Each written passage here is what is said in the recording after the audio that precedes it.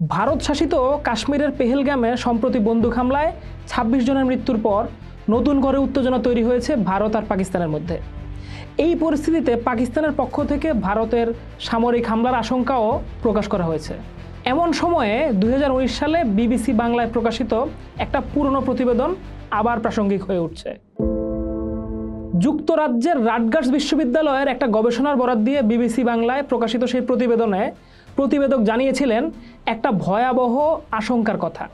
কারণ গবেষণাটি ভবিষ্যৎবাণী করেছিল ২০২৫ সাল নাগাদ ভারত আর পাকিস্তানের মধ্যে পারমাণবিক যুদ্ধ শুরু হতে পারে। বিবিসি ৬ বছর আগে প্রকাশিত সেই রিপোর্টে বলেছিল এই যুদ্ধের মূল কারণ হতে পারে জম্মু কাশ্মীর বিরোধ। গবেষকরা ধারণা দিয়েছিলেন এমন যুদ্ধ হলে তাৎক্ষণিকভাবে প্রায় ১২ কোটি মানুষ মারা যেতে পারে। পরবর্তীতে জলবায়ুর মারাত্মক পরিবর্তনে অনাহারে মারা যেতে পারে আরও কোটি কোটি মানুষ। এই গবেষণায় যুক্ত করা হয়েছিল কিছু কাল্পনিক দৃশ্যকল্প। যেমন একটা দৃশ্যকল্পে বলা হচ্ছে সন্ত্রাসীরা ভারতীয় পার্লামেন্টে হামলা চালিয়ে নেতাদেরকে হত্যা করবে। জবাবে ভারত পাকিস্তানে আক্রমণ চালাবে। পাকিস্তান আত্মরক্ষার্থে পারমাণবিক বোমা ব্যবহার করবে, যার পাল্টা জবাব আবার পারমাণবিক বোমা দিয়ে দেবে ভারত। বিবিসির ওই প্রতিবেদনে উল্লেখিত আরেকটা দৃশ্যকল্প হলো ভারত কাশ্মীরে আক্রমণ করবে এবং তা পারমাণবিক যুদ্ধের রূপ নেবে।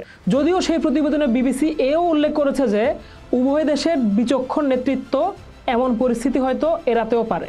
এই গবেষণার সাথে যুক্ত অধ্যাপক অ্যালান রোবকের বরাত দিয়ে বিবিসি তখন জানিয়েছিল ভারত ও পাকিস্তান উভয়েই পারমাণবিক অস্ত্রের সংখ্যা আর বিধ্বংসী ক্ষমতা বাড়িয়েই চলছে। তাই এই দুই দেশের মধ্যে যুদ্ধের ঝুঁকি সবচাইতে বেশি। বিবিসিকে অধ্যাপক রোবক আরও জানিয়েছিলেন অবসরপ্রাপ্ত সেনা কর্মকর্তাদের নিয়ে কর্মশালার মাধ্যমেই এই দৃশ্যকল্পগুলো তৈরি করা হয়। তবে এগুলো নিছকই সম্ভাবনা, যা নিয়ন্ত্রণেও রাখা যেতে পারে, আবার নিয়ন্ত্রণের বাইরেও চলে যেতে পারে। ২০২৫ সালকে কেন বেছে নিয়েছিল? বিবিসির রিপোর্টে অধ্যাপক রোবকের ব্যাখ্যা ছিল এটা ভবিষ্যতের একটা সম্ভাবনা মাত্র। যুদ্ধ যে কোনো সময় হতে পারে, এমনকি আগামীকালও হতে পারে। তবে বিবিসির ওই প্রতিবেদনে ভারতীয় নিরাপত্তা বিশ্লেষক মেজর জেনারেল দীপঙ্কর ব্যানার্জির ভিন্ন মত তুলে ধরা হয়েছিল। তিনি গবেষণাটিকে কাল্পনিক বললেও যে কোনো সময় যুদ্ধের সম্ভাবনাকে কিন্তু উড়িয়ে দেননি।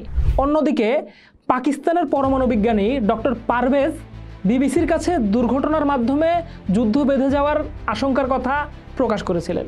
তিনি স্নায়ুযুদ্ধের চেয়েও ভারত পাক সংঘাতকে বিপজ্জনক মনে করেছিলেন, কারণ দেশ দুটির অভিন্ন সীমান্তরক্ষা কেন্দ্রিক বৈরিতা। বিবিসির রিপোর্টে কাশ্মীরের পাশাপাশি সন্ত্রাসবাদী এবং পানি সমস্যাকেও সম্ভাব্য যুদ্ধের কারণ হিসেবে উল্লেখ করা হয়। হিমালয়ের বরফ গলে যে সমস্যার সৃষ্টি হবে সেটা কাশ্মীরে আরও গুরুতর পরিস্থিতি তৈরি করবে, যার কারণে সংঘাত বাড়বে, বিবিসিকে বলেছিলেন সেই পাকিস্তানি বিজ্ঞানী। দেখা গেল ২০২৫ সালে এসে এই ঘটনাই বাস্তবে রূপ নিয়েছে। সুইডিশ এক গবেষণা সংস্থার বরাত দিয়ে বিবিসি জানিয়েছিল ২০১৯ সালে পাকিস্তানের কাছে প্রায় ১৬০টি আর ভারতের প্রায় ১৫০টি পারমাণবিক বোমা রয়েছে। মার্কিন গবেষকদের আশঙ্কা ছিল ২০২৫ সালের মধ্যে এই সংখ্যা ৪০০ থেকে ৫০০-তে পৌঁছাতে পারে।